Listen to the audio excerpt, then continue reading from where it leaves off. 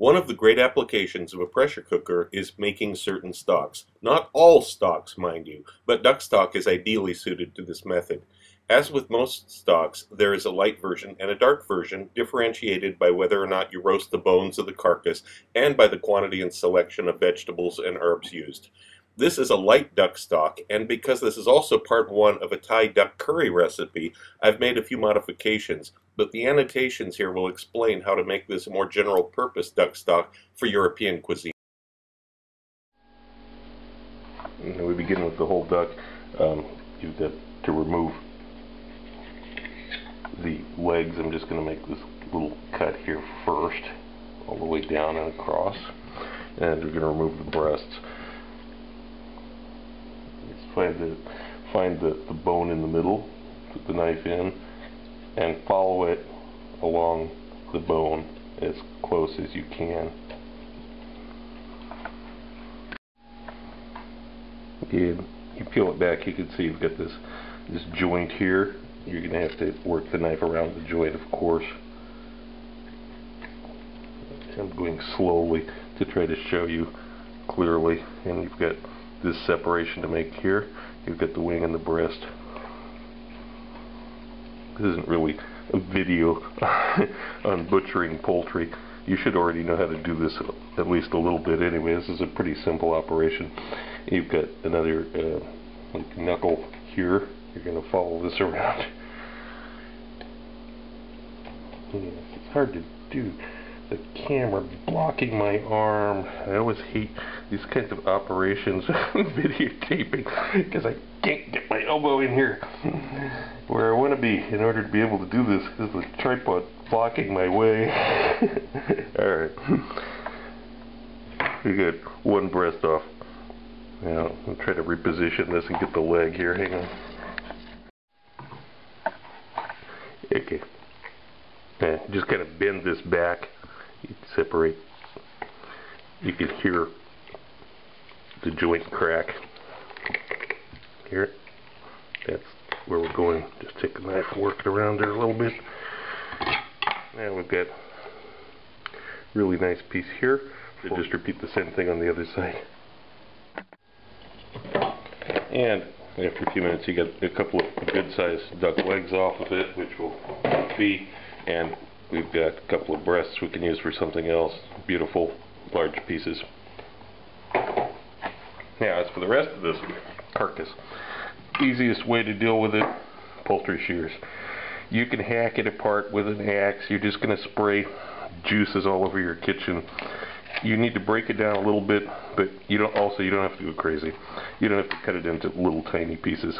It'll be fine. The most important part, though, is to get it open like this. See all this dark, almost black tissue in here?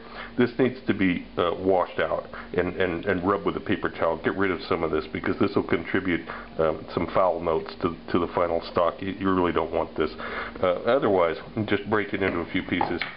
You cut the wings and load it into the pressure cooker. Now we load the pieces into the pressure cooker. This is the largest piece. It's the rib cage. I'm going to put the skin side down. This is on purpose because it's going to be the hottest down there. And we want the fat to melt out of there and also to protect it from burning. We've got the other large piece here. This also goes to the bottom. It's got a lot of skin on it. We want it to melt. This will cushion, this will guard other pieces from burning, and it'll help render the maximum amount of fat and flavor out of that. And the other pieces we can just kind of layer on top here. Okay, that's fine. Now we add vegetables on top of this. Good. I'm going to add a few mint leaves in here because this is going to have this Thai application. Normally if I was making this stock for French food I wouldn't do that. I'm going to put some thyme in. I'm putting a whole star anise in, again, because it's being used for this Thai recipe. I may or may not put the star anise in, otherwise depends on what the final application is. I do usually put a slice of orange in. You don't have to. I'm putting one clove of garlic. Just crush it here first. Not traditional again, but you know, these days garlic goes in everything. And now we add water.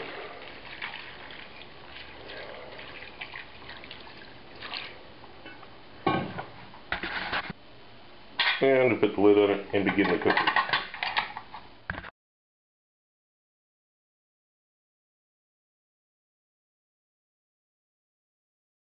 This is what it looks like after an hour and 45 minutes. You'll make the process of straining this much easier on yourself if you use the spider and you remove all the big bones and big pieces first. It's a easier method, and this is especially important if you've got a huge amount of stock you're dealing with.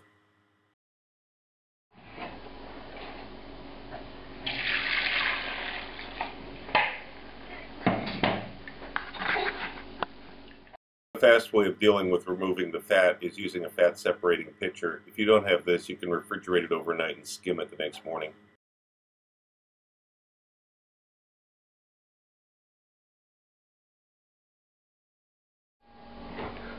Now the next morning we have the stock. It's slightly gelatinized. It's not super solid, but it's thick. Now if you taste this, it'll have almost no taste at all because it has no salt in it. Do an experiment. Take a little bit of this out, put it in a bowl, add a tiny dash of salt, stir it around, taste it. You'll see the difference. Do this as an experiment. This will teach you the importance of salt as a seasoning in food. Almost no flavor, amazingly strong flavor. Still tastes like duck, even though salt is what you added. Now, since we don't need all of it for this Thai recipe, what I've done is I've taken some of this gelatinized, semi-gelatinized stock, and I'm going to reduce it slowly on the stove to show you how you would finish it off normally. Don't let it boil vigorously. Keep it at a low, slow simmer. And once during the process, use a skimmer and remove the film that forms on the top. But only do this one time.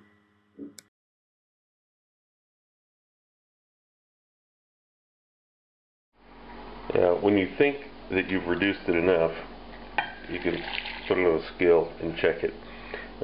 This is actually just about right. It's been reduced by half. So we're going to cool it down now. And it's important to cool it down fairly quickly at this point so that it doesn't stay in the danger zone very long.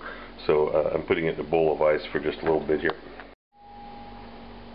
After 20 or 30 minutes, when this is cooled down, you're going to pass this through a sieve.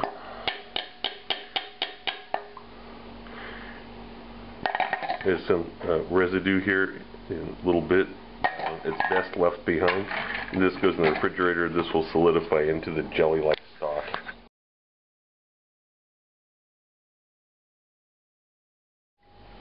And then after a little while, it solidifies. Scrape it out and show you what it looks like here.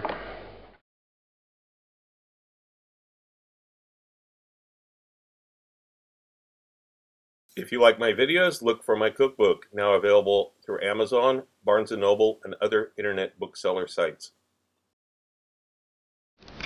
Also look for my cocktail book, Cocktails of the South Pacific and Beyond, Advanced Mixology, available through Amazon online.